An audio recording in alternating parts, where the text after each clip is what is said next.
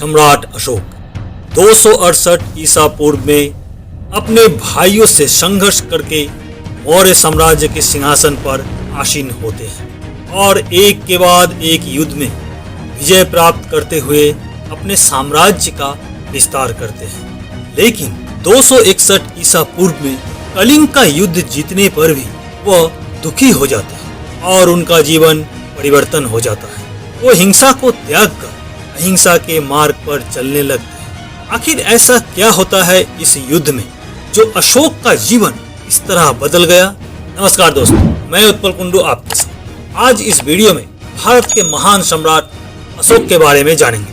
अशोक चंद्रगुप्त मौर्य के वंशज और सम्राट बिंदुसार के पुत्र थे। उनके माता के नाम सुभद्रांगी थी। उनका जन्म 304 ईसा पूर्व में पाटलिपुत्र वर्तमान पटना में हुआ था। अशोक के बचपन में उन्हें एक सामान्य राजकुमार की तरह ही प्रशिक्षण दिया गया।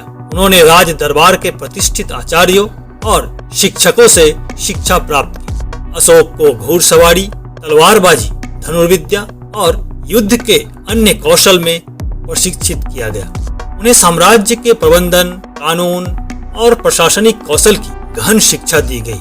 अशोक ने वैदिक धर्म, बौद्ध धर्म और जैन धर्म के मूलभूत सिद्धांतों का भी अध्ययन किया।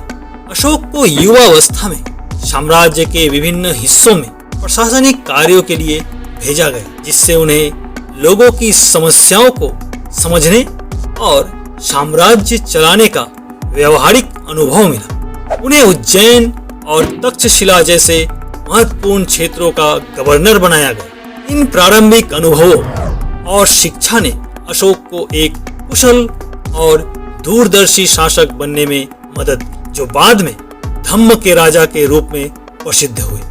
अशोक ने 268 ईसा पूर्व में मौर्य साम्राज्य का शासन संभाला। उन्होंने अपने पिता बिंदुसार के बाद सत्ता संभाली। बिंदुसार के अनेक पुत्र थे, इसलिए अशोक का साम्राज्य के उत्तराधिकारी के रूप में चुना जाना निश्चित नहीं था। सिंहासन पर अधिकार करने के लिए उन्हें अपने भाइयों से संघर्ष करना पड़ा। अशोक ने अपने साम्राज्य में सामाजिक और प्रशासनिक सुधार किए। उन्होंने जन कल्याण के लिए सड़कें, कुएं और अस्पताल बनवाए।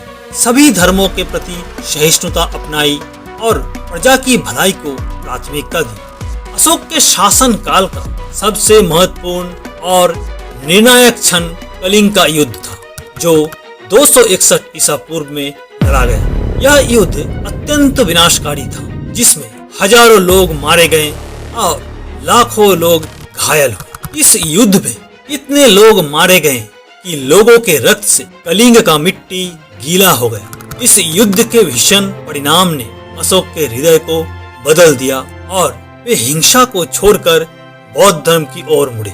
कलिंग युद्ध के बाद अशोक ने शांति और अहिंसा का मार्ग खोजने के लिए बौद्ध भिक्षुओं से संपर्क किया। बौद्ध भिक्षु उपगुप्त के साथ बातचीत ने उनके जीवन को नया मार्गदर्शन दिया। अशोक ने बौद्ध धर्म के मूल सिद्धांतों जैसे अहिंसा, करुणा और धम्म को अपनाया। उन्होंने धम्म को नैतिक और धार्मिक सिद्धांत के रूप में अपनाया, जो सत्य, अहिंसा, दया और प्रजा की सेवा पर आधारित है। अशोक ने संपूर्ण भारत और पड़ोसी क्षेत्र में बौद्ध स्तूपों और विहारों का निर्माण कराया। सबसे प्रसिद्ध स्तूप सांची का स्तूप है। उन्होंने अपने धर्मोपदेशों को प्रसारित करने के लिए शिलालेख और स्तंभ बनवाए।